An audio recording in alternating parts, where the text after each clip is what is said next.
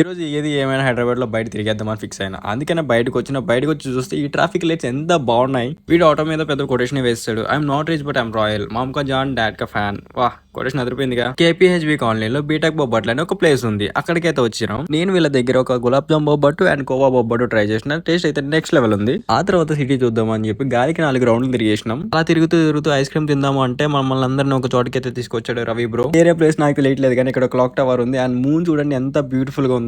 ఈ రోజు వెళ్ళి మీరు బయట చూడకండి, ఎందుకంటే ఇది మొన్నటి వీడియో. ఇక్కడ దొరికే ఐస్ క్రీమ్స్ అన్ని ఆర్గానిక్ అండ్ చాలా నేచురల్ గా ఉంటాయని చెప్పేసి అన్నారు. ఇంకా నేను సిద్ధు రవి బ్రో ముగ్గురు కలిసి ఒక వింత ఫ్లేవర్ అయితే క్రియేట్ చేసినాం. దాని టేస్ట్ అయితే నెక్స్ట్ లెవెల్ ఉంది. నిజంగా నాకైతే పిచ్చిగా నచ్చేసింది. ఇంకా సిద్ధు అయితే ఒకటి అయిపోయి ఇంకో సెకండ్ రౌండ్ కూడా స్టార్ట్ చేశాడు. సిగ్గుపడుతూ తింటున్నాడు. అండ్ ఈ గ్యాప్ లో నేను వెయిట్ చేయడం ఎందుకని చెప్పి ఒక పానీపూరి అయితే ఆర్డర్ చేసినాను. నేను హైదరాబాద్ వచ్చిన తర్వాత ఇదే మన ఫస్ట్ పానీపూరి. నాకు పానీపూరి కూడా బాగా నచ్చింది. సాంబార్ తాగినట్టు తాగేసిన, రసం అయితే 4 మొదటే దెంగి తాగారు.